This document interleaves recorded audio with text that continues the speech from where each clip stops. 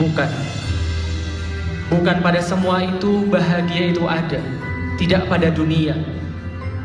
Namun pada ketaatan pada Allah itulah bahagia yang hakiki. Saat jiwa mampu mengakui adanya penciptanya, maka ketenangan hati turun bersamanya. Saat kepala mampu tertunduk bersujud menyembah dirinya, maka saat itulah kepongahan, keangkuhan, sirna tak tersisa. Saat tangan mampu terangkat memohon ampunannya, saat itulah kelembutan hati menjelma.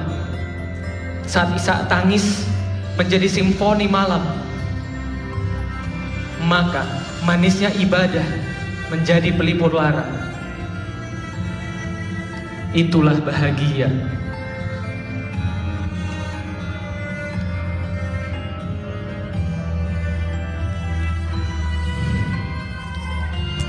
Kita semua punya cerita, dan dari sini kisahku berawal. Dari sini bahagiaku bermula. Tatkala aku menyadari bahwa Allah adalah segala-galanya. Tatkala aku tahu bahwa dengan Allah aku memulai semuanya, maka apapun yang dunia lakukan kepadaku, aku akan tetap kuat menghadapinya. Karena sebetapapun sulit, sebetapapun susah, namun di jalan dakwah aku bahagia. Allah tidak mewajibkan kita untuk sampai di ujung daripada jalan ini. Allah hanya wajibkan kita mati di atas jalan ini. Andai dia tahu apa yang akan terjadi, andai dia tahu esok kita akan gapai mimpi, andai dia tahu apa yang telah Allah sediakan baginya, tentu dia akan menjadi jiwa-jiwa yang paling berbahagia. Andai dia tahu, andai dia tahu akan ampunan yang Allah akan berikan kepadanya, maka tidak ada manusia yang menunda-nunda untuk bertaubat kepada Allah.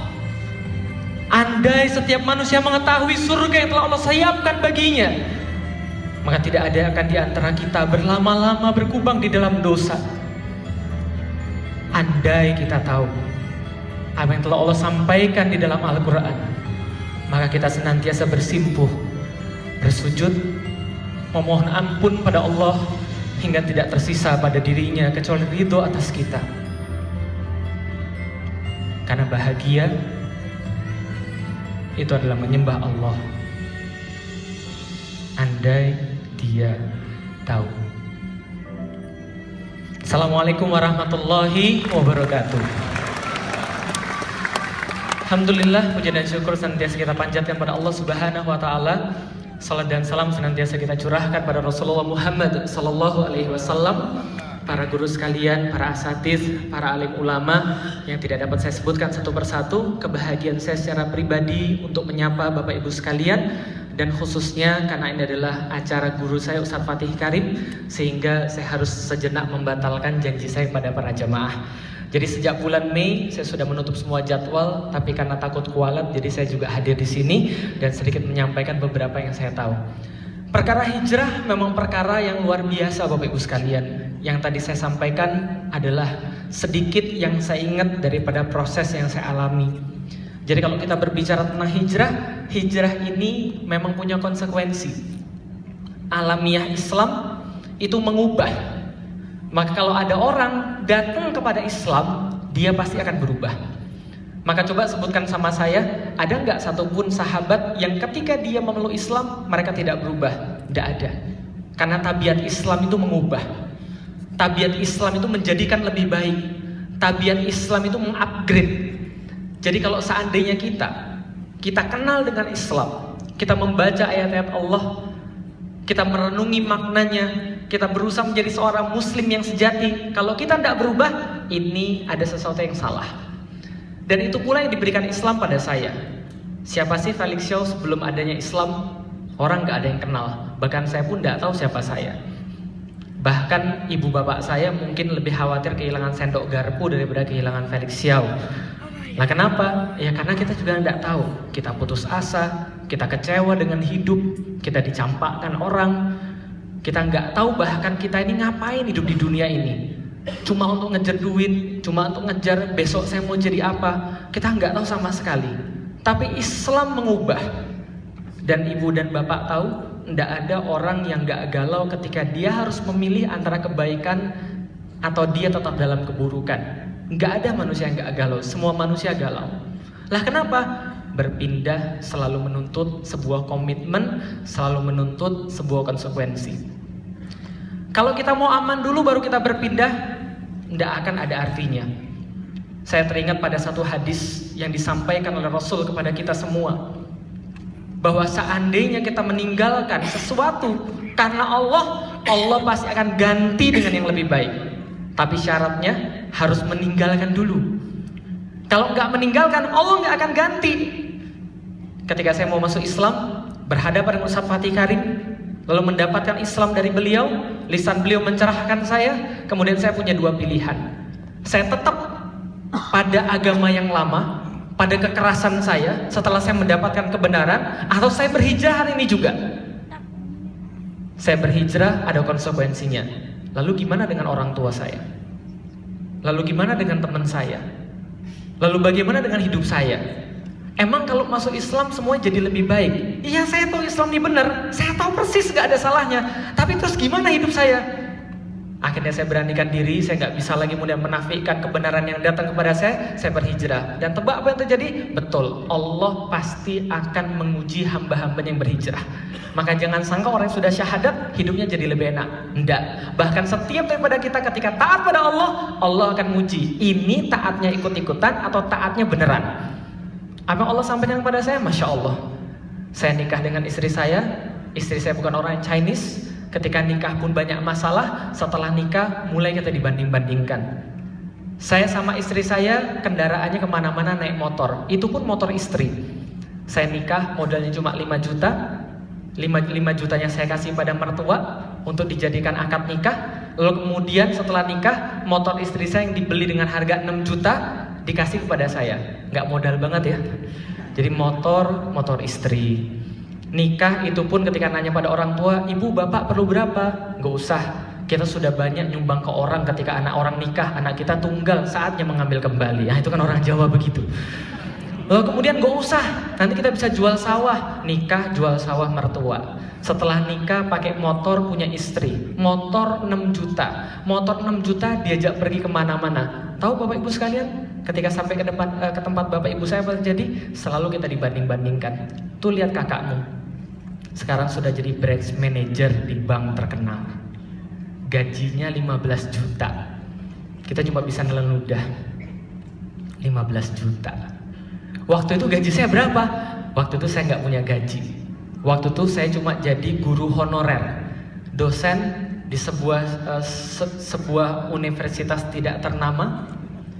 Ngajar sebulan dapatnya 2 juta. Itu pun baru dibayar sebulan setengah berikutnya, Bapak Ibu sekalian.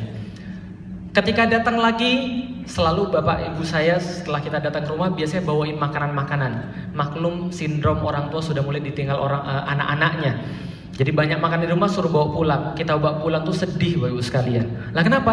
Bawa pulang naik motor berdua, istri saya kanan, kiri dipegang, depan ada lagi bawaan. Rasanya ndak enak. Datang ke rumah dibandingin lagi. Itu kakakmu. Tahu nggak kenapa bisa begitu? Dia pergi ke gereja, orang-orang kaya banyak di gereja. Dia punya relasi orang-orang kaya, semua pada nyimpen di tempat dia. Kemudian dia cepat naik jabatan gara-gara itu. Kita neludah lagi, dibandingin. Dia sudah punya mobil walaupun walaupun dia minjem. Sudah punya rumah walaupun juga minjem. Saya belum punya apa-apa.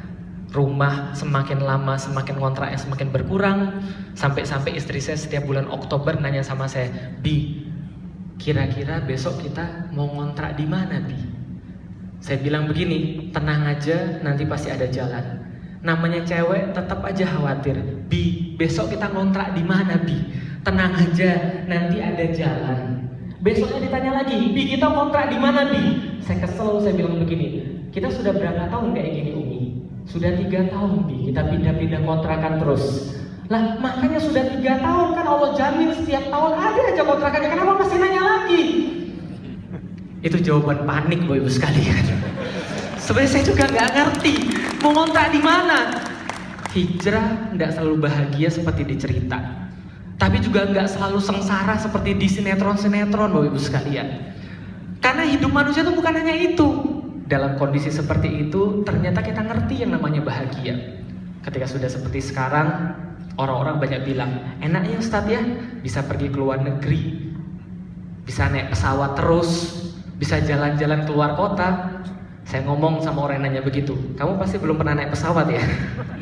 Kamu pasti belum pernah keluar kota ya? Dan kamu pasti belum pernah keluar negeri ya? Iya bener banget Ustadz. Orang yang belum punya duit, belum pernah keluar kota, belum pernah keluar negeri, pasti bilang keluar negeri enak, pasti bilang naik pesawat enak. Tapi kalau orang sudah tiap hari kemana-mana naik pesawat, bosen Bapak Ibu sekalian.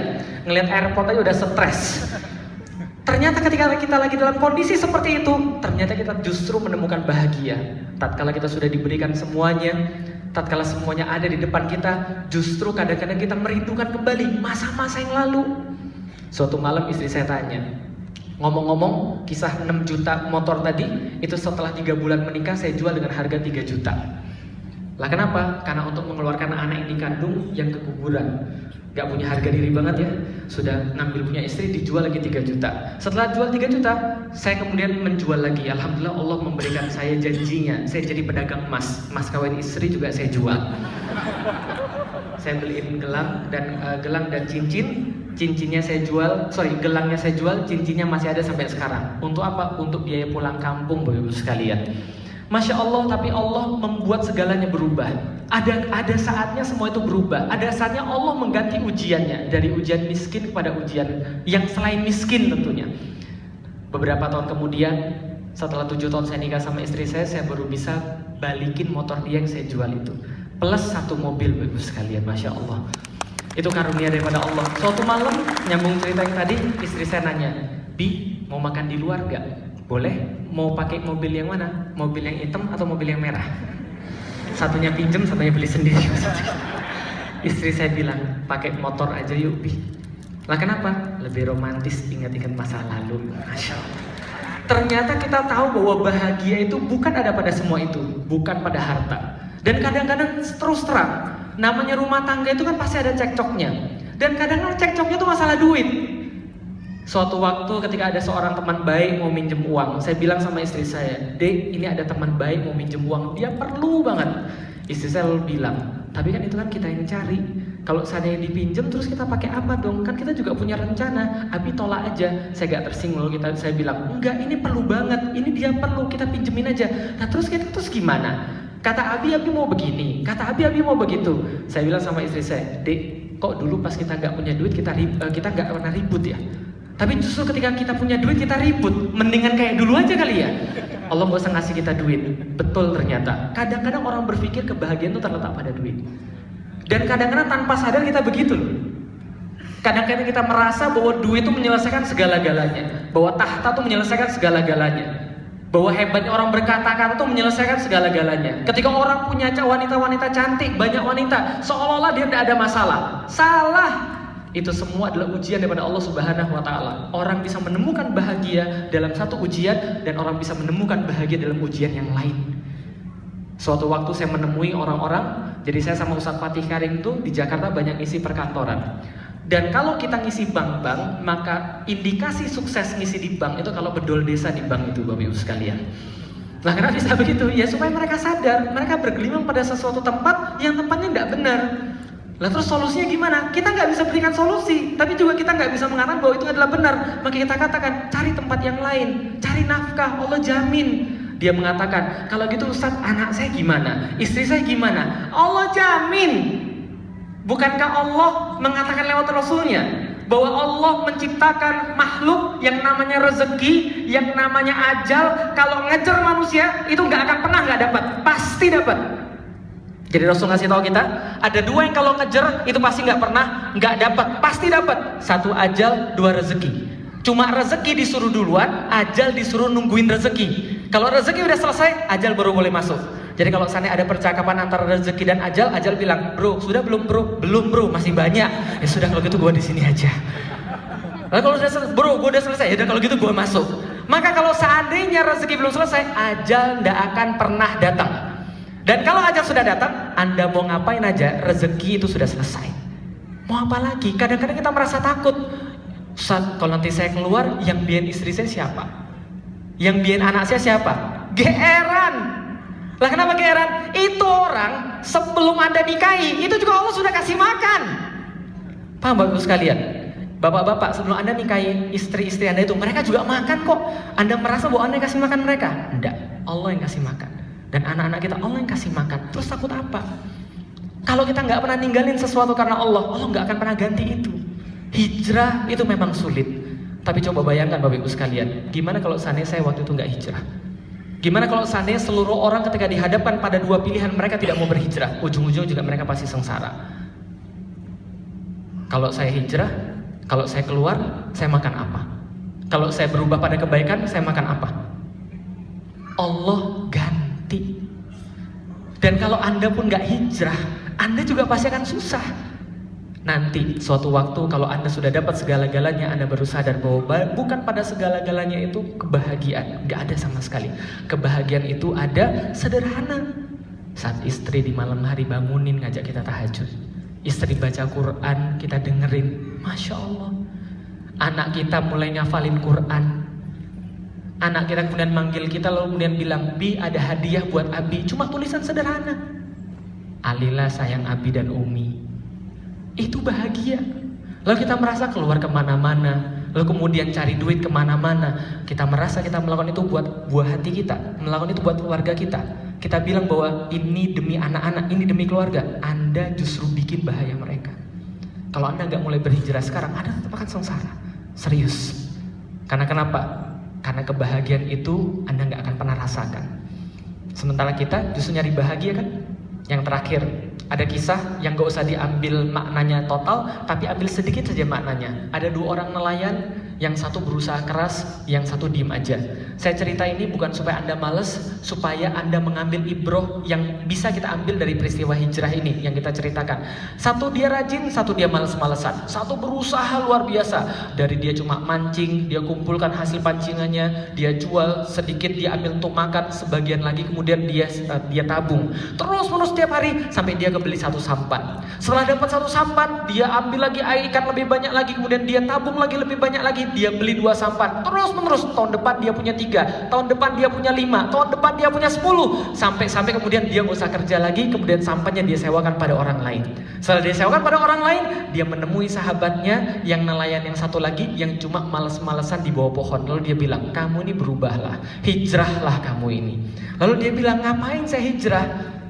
Kamu nih hijrahlah kayak saya, kerja keras dikit, jangan males-malesan. Nah terus kalau saya kayak kamu kerja keras, nggak males-malesan, terus yang saya dapat apa? Nanti kan kamu bisa beli sampan. Kalau saya sudah bisa beli sampan, terus saya ngapain?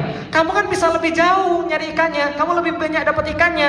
Lah kalau sudah terus gimana? Beli sampan 2. Satunya nyuruh orang, kamu gaji, satunya kamu cari sendiri. Kalau sudah terus gimana? Kamu beli sampan yang ketiga, terus menerus sampai 10. Kalau sudah 10, lah kan kamu bisa istirahat. Kayak saya ini. Nah, terus yang lagi di bawah pohon bilang, terus kamu kira saya ngapain sekarang? Paham Bapak Ibu sekalian? Saya nggak nyuruh Anda untuk males ya, enggak. Tapi kadang-kadang kita melupakan tujuan daripada hidup kita ini sendiri. Kadang-kadang kita melupakan untuk apa kita ini hidup di dunia. Dan ketika kita lupa, ingat, selalu akan ada yang banyak yang ngajak kita untuk senantiasa melupakan bahwa tujuan hidup kita di dunia adalah beribadah pada Allah Subhanahu wa Ta'ala. Hidup ini diciptakan oleh Allah. Kita cuma minjem. Allah kasih kita sebentar untuk hidup di dunia, mendapatkan kesenangan, mendapatkan kenikmatan, dan semua kaya, miskin, ujian.